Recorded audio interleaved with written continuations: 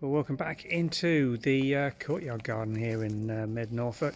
We're going to do some rose pruning and give you some advice and tips on what to do with quite a well established and mature climbing rose. You can see this one is a New Dawn, a really good profuse flowering rose.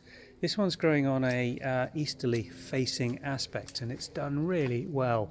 Overwintered nicely, flowered for us right through into the late part of last autumn, but now you can see it's starting to get a little crowded, finished flowering, and really needs a good cut back and prune and a dead head to try and encourage some new growth.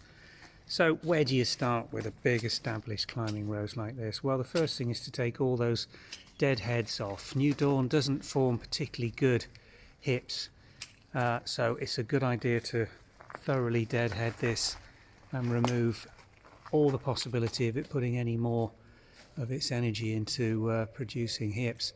You see, it's been a difficult season here. We've got a lot of black spot on this rose, and it would really benefit from a really quite substantial or radical cut back. But if you do that at this stage, you're unlikely to get a further flush of flower until really very towards the end of the season. So we're going to compromise with this one and remove just back to where you can see a good bud developing. Let me see if I can find an example of that to show you. Oh, it's quite a difficult one, this. I've had a good look over a lot of these stems, and it really isn't breaking any bud to show you the sort of classical way we would cut these back. What we would be looking for is a bud emerging from a leaf joint like this with some good healthy growth on to suggest that that was going to come back with a flower. But there just simply isn't any on this. It is looking incredibly stressed. So I think the best way forward is exactly what Kate's doing, which is really to cut it really quite hard back and look more at pruning it into the desired shape against this low wall where we've got this one growing. The other opportunity here is to really massacre it back, to remove all the diseased wood and leaf growth and radically give it a really hard prune, and just accept that it's not going to be as large a rose, but that it will come back much more healthy and be more vigorous in the following season.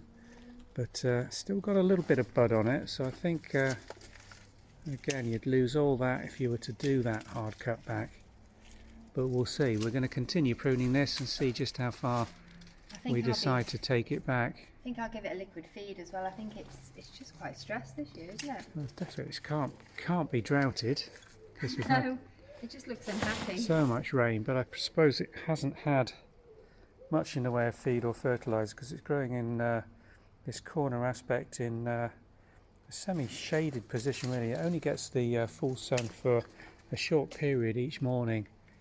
And actually, we haven't fed it this year. We normally do feed them, and I haven't fed it this year, so that probably is what's wrong with it. So what are you going to use to feed it with? I think it needs a really... Oh my goodness, that shouldn't have pulled that big bit out. I think it needs a really good liquid feed with something like liquid seaweed. Yeah, I think that's probably a good idea. Which will give it will hopefully give it some vigour. It's just looking a bit nutrient depleted.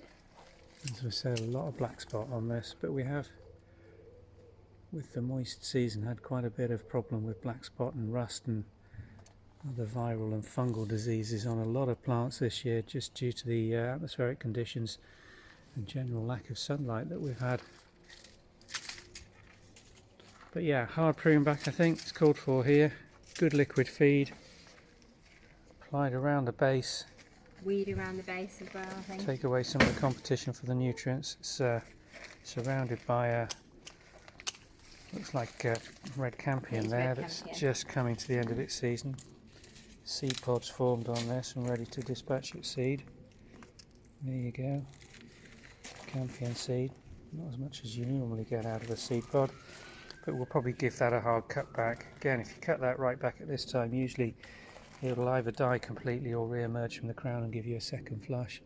But this rose really does need a lot of work. So I'm going to stop filming, we're going to prune this. We'll show you the end result as far as we decide to take it back in just a minute.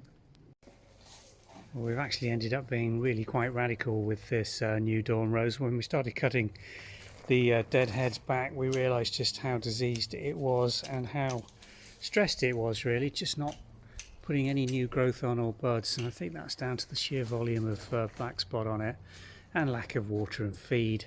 Well, particularly feed. I don't think it's been droughted, certainly not this season, but you can see we've taken it back to the basic shape, taken a lot of the leaf growth off and cut quite radically back into the shoots to remove a lot of the foliage, and I think we're going to give it a good liquid feed now, make sure it's well watered while that feed is absorbed, and we should see this starting to reshoot and grow away over the next couple of weeks.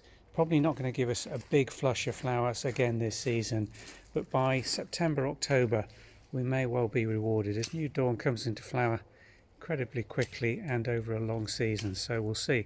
We'll come and refilm this for you and show the progress. Thanks for watching.